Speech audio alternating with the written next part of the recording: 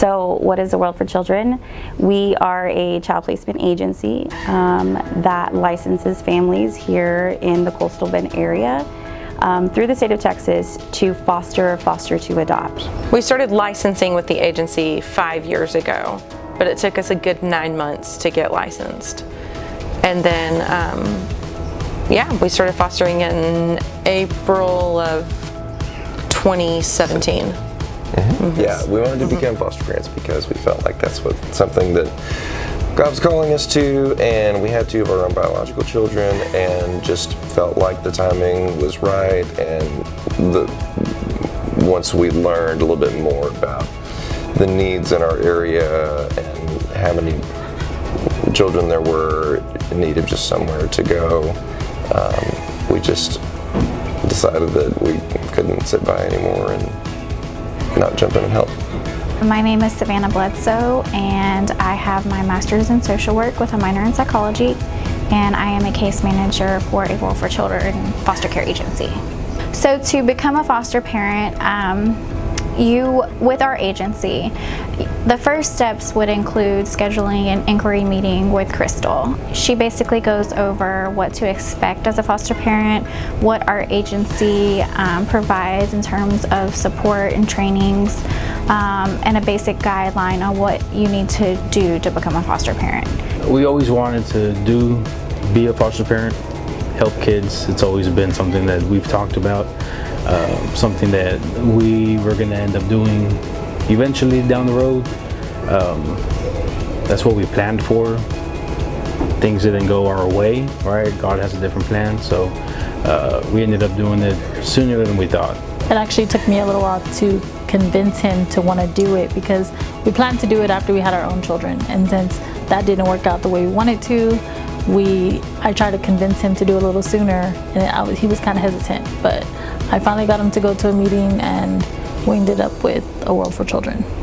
I'm a case manager here, and we hold caseloads of about up to 25 kids, foster kids, and we have different foster homes that are assigned to us. This agency, it's definitely set apart because they do so much extra for the foster kids and for the foster parents. The kids that are coming into our care are children that have been removed from their biological families for abuse and neglect. And so our job is to work with these children and provide the support and nurturing that they need in our foster homes. So we prepare homes to take these kids in and provide for not just their basic needs, but the therapeutic needs as well. Now our families take in children that have been abused or neglected, and they provide a safe environment for them temporarily until reunification with biological families. If reunification is not the option and it goes a different route, then our families do have the option and the opportunity to adopt these children if that's the case. When I first signed up, she was actually like, well, can you come to a training this weekend? You know, we had already done the application, everything was good there, and so I was like, yeah, sure. I talked to my husband, and he said, yeah, let's go ahead and do it. So from the time we started our very first training to the time we were actually licensed, I would say our first training was in March of 2017, and we were licensed by June. Okay, when we got our first foster placement, it was incredibly surreal to think, here these people are, they're bringing me a child, and they don't know as much at the beginning of a case as they might know later on. And so someone comes to your door with a child or children, depending on the placement, and they know their names, they know the most minimal information, and they drop them off with you and they leave. And the first time that someone does that in your home, I cannot describe how absolutely surreal and like panicky it is in the first moments of going, wow, you have entrusted me with this person. So anyone can become a foster parent. Only thing is you do have to be of age, 24. You can be single, divorced, married. You could live in a apartment, a home, a mobile home. And the first step to becoming a licensed foster parent is to set up an appointment to do an orientation, informational meeting. And then your first steps would be just to fill out an application and do some fingerprints, and that gets you started in the process of the 3 to 4 month process of becoming a licensed foster family. First placement was everything we hoped for, right? It was such a blessing to be able to, of course, take a kid in, but at the same time, help a kid in need. We had her for about 3.5, 4 months, and she ended up leaving our house. And I'll tell you one thing, your first displacement, or when they go back, is your first. The first reunification is the hardest. Is the hardest. Yeah. It will shatter you to your core. At that point, we had to take some time off. It was really hard to lose her initially. She was our very first placement. One, right? Of course, you have high hopes, right? But she ended up coming back. Yeah. She ended up coming back about 15 months later, and she never left. So. We adopted her last year. Yeah. So through the verification process, we learn about the families, we talk about different behavioral issues of children, mental health issues that we see on a daily basis with our children. And so we evaluate these families and see how much experience they have as far as working with children and their capabilities and their motive behind everything. And so we go through a very lengthy, what's called a home study, that fully assesses these families and outside recommendations of what people think they would be able to take on. Can be as specific as you want. You could be as general as you want. It's definitely up to you as a foster parent what you're willing to take and what you feel comfortable with. And we don't want to place children with you if you're not comfortable, because that will be a disruption in the placement. And we don't want to disrupt placements. So siblings do not always stay together. Typically, there can be a shortage of placement options for children coming into care, meaning we need a lot more foster parents to provide homes for foster children. So we try and keep siblings together. However, sometimes that does not work out. And so we either have to split it between 2 foster homes within one agency like ours, or CPS would have to find alternative options. But splitting up foster children or sibling groups is a CPS last case scenario. Typically after you get licensed, your first placement could occur that day. It could occur a month from there. It just depends on what your criteria, what kind of foster child you want to foster. If you're very specific in age, 0 to 3 are typical what everybody wants. Everybody wants an infant. So those might be a little bit harder to come by if you have a specific male or female. If the more specific you become, the longer you might have to wait to get a foster child. If you're like, I'll take anyone, then yeah, you'll definitely be getting a call very fast. There are things that are going to be across the board similar with kids.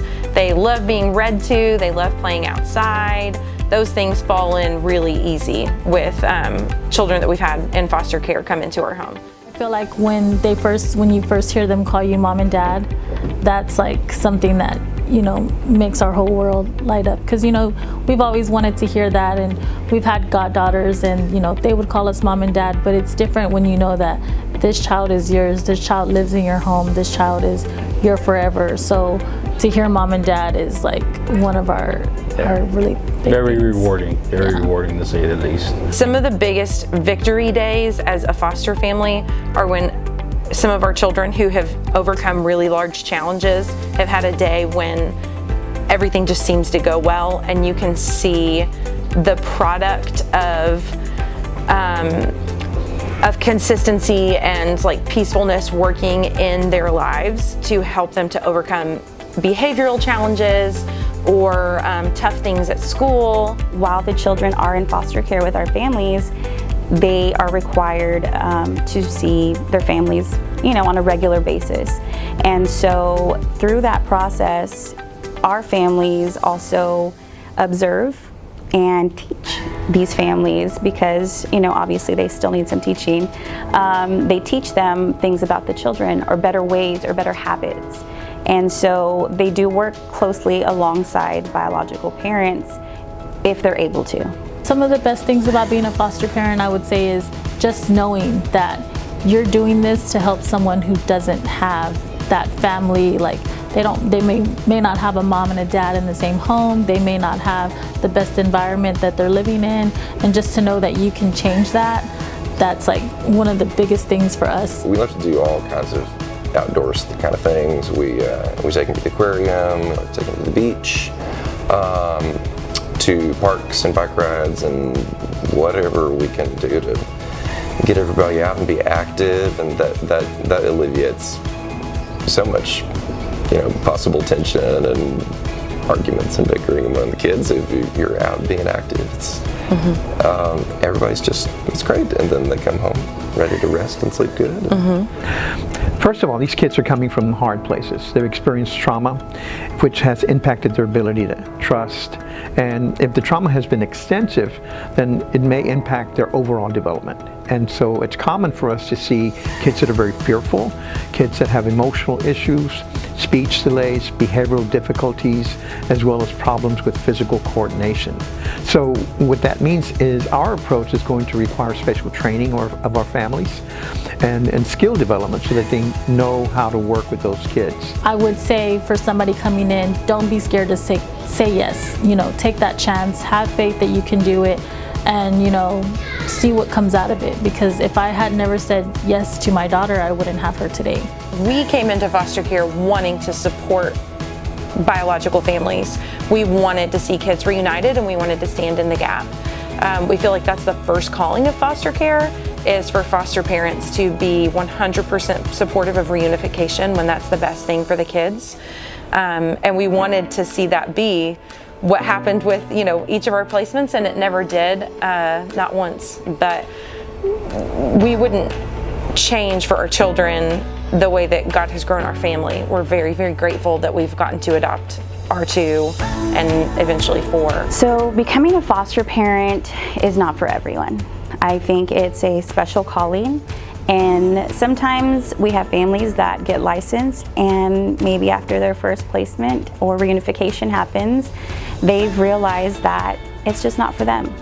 Walk into this with expectations. You can walk into this with hopes and desires, but it's God's plan. Anything can happen. We were fortunate enough, our kids came and never left, as far as the kids that we have now, but for our situation, because we were looking to adopt, and yes. In foster care the goal is reunification, and there may be families that strictly want to foster, and that's completely fine. But in fostering, you do create bonds with these children, and you are going to fall in love, and they are going to leave someday, and it's going to be hard to see them walk away. But just knowing that while they were with you, you made a difference in their life will help you move on to the next child and help you create a bond with the next child, and you continue to do so until you feel like you've done enough and your job is done. And we love to recruit people to take over, because we don't plan to foster forever. We have 4 babies right now, so we like to get people involved and hopefully come on with our agency so that they can fill the void when we do say we're done. The advice that I would give a foster parent would be, first of all, you need to accept that it's going to be hard and difficult, and you're going to need help in working with that child. And the other point is that it's going to take time for that child to heal, but we're going to work as a team, and you are not alone. And those are really important things that we like to impart on our families, that you're taking in this child, but you're surrounded by a multitude of professionals that are going to work hand in hand with you and learning how to help this child heal. One of the main things that sets A War Over Children apart from other agencies is the enormous amount of support that we offer. We provide launch camp. We do our back to school drive for supplies. We do Fiesta Texas every year for our families and our foster children. We have Foster Parent Appreciation Month. We provide an amazing Christmas event every year, and that really is what sets us apart from other agencies. And in our journey as foster parents, we have had 2 children come to us who are school age, who grew up in a completely different environment than we were raising our children in. And there is certainly an adjustment period for those kids, because they're coming in and they They were not used to our home, our rules, our schedule, you know, just the things that our kids have, our biological children have grown up with. There's growing pains and challenges that happen as children get used to being in your home. Be content with, you did what you could and you helped out as much as you can, and it's in God's hands from there. So when you open up as a licensed foster home, you're opening your home also to at least 10 different individuals. We all work together as a team to help rehabilitate this child.